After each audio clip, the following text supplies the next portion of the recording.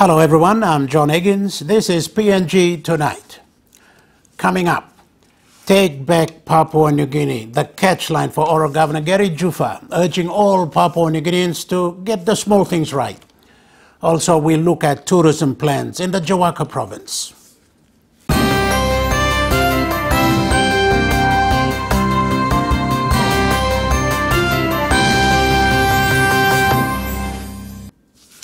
Gary Jufa, Oro Province Governor, I spoke to him about his views on our work culture here in Papua New Guinea.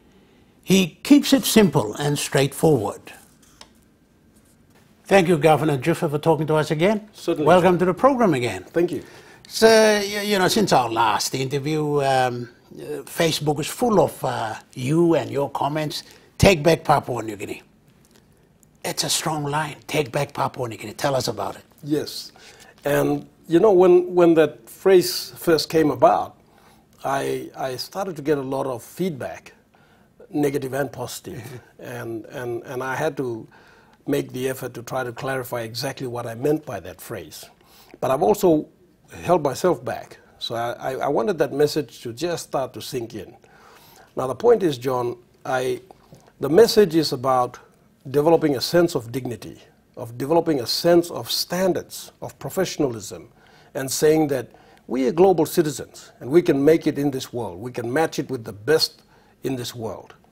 And I wanted to start to promote that thinking in Papua New Guineans, as individuals and collectively. Okay. You know, we've spent so much time sitting back and blaming everybody else for our problems and our challenges and tribulations and trials, and we blame everybody. But we've got to take stock of ourselves. Where are we? Why are we here? You know, what could we do to improve the situation? You know, okay.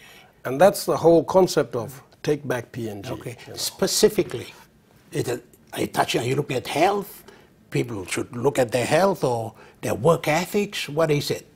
Across the board. Okay. Across the board, John. Let me tell you a story.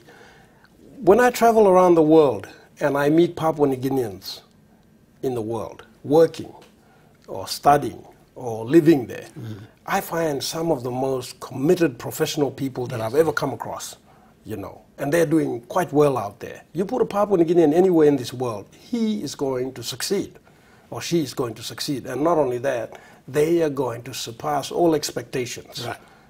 Their work ethic, their ability to produce, their innovation, their lateral thinking is profound. But that's outside of Papua New Guinea.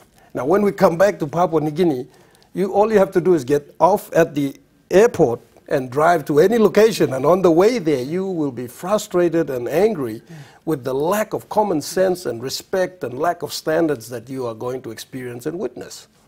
Comfort, it's the comfort zone we come back to. What is it? There's a significant amount of apathy, I would say. People don't care. They don't care about being on time. They don't care about how they look. They don't care about doing a good job. You know, they don't care about their fellow Papua New Guinean. They don't care about their country. Why is that? You know, what is it that has brought us to this, where we seem to be a nation of uncaring and inconsiderate people? But then the Melanesian concept and principles don't really promote that. So what's happened here? It's hard to say, John, but I think if we all as individuals start, and we all make an effort ourselves as individuals, you know, be early, turn up on time, you know, dress professionally, be articulate, you know, be considerate, be a person who listens and acts, you know, try to focus on the positives, but use the negatives as a means by which you can improve yourself. Yes. You know, that's what I'm talking about, okay, you know. Okay. Perhaps that's something that's not taught in the family, in the house before kids go to school. It's not even taught in schools. Maybe it's a thing that is deep-rooted from the way we brought up. Perhaps. You know, I look back at my childhood, and I was in a community school, and when I went to school, they used to check our fingernails and our toenails. You'll remember this, John. I remember that, yes. And yes. check our dressing, yeah, and our hair to make sure we had combed, and our teeth. And we had to be, you know, presentable before we went into class. Okay, and then the teacher was a person of, we were in awe of our teachers. You know, my teachers were presentable people. You know, we wanted to be like them, okay? And the lessons were structured in such a way that we actually left the classroom every day learning so much. But discipline and order were the core of our education system. I think we've lost a lot of that along the way, you know. And I go to schools now, and primary school children are chewing betel nut and smoking. You know, and you can't tell the difference between many of our teachers and, say, a common boy seller. Honestly, you know, I went to one of my own primary schools in Popondetta, and there was a guy there that I thought might be a mentally deranged person, and I was just speaking out loud and saying, I need to see a teacher here, and he said, I'm the headmaster. I was stunned. You're the headmaster?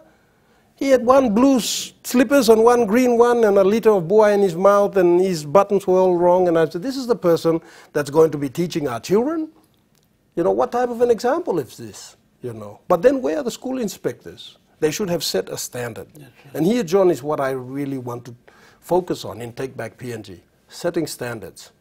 You know, why can't we look around and see world standard and say, you know what, we can beat that and beat world standard? Why is it impossible? Why can't we do that? Singapore did it. They were just a swamp. Look at Israel. Look at many other small nations that had nothing, but they set standards. They established order and discipline. And as individuals, they made commitments and sacrificed, and now they are where they are. Something's got to happen that way here in this country too, John. Okay. It's got to start somewhere. It's got to start. You're from Oro. Yep. Are you starting it in Oro? Will you start it in Oro? I think it should. It should start all over PNG. But the funny thing is, John, in the remote villages, there is some order and standard there. I tell you, if you tell the village people that you're going to be there at 8 o'clock, they'll be there at 7 o'clock. Yeah. They'll be ready. Yes. You know. Why is it that when we take ourselves out of these, these places, it seems as if when we come to our urban centers, we abandon reasoning and logic, standards and professionalism, and we become this apathetic, uncaring people that just seem to be wandering around like zombies, wanting everything for doing nothing. You know, why is that? Yes, yes. You know. We have churches, we have government, we have various people who talk about these things, I suppose, but it's all talk. We haven't really done anything here. Maybe we rely too much on these institutions, you know. Maybe we're like the child who has always been carried, he's always carried and fed and taken care of, and here he is with a beard and still being carried and fed and taken care of, and he can't cook a, pot of rice because he doesn't know how to. Maybe that's the situation. It's 20. Stay with us after the break for more from Gary Juffa.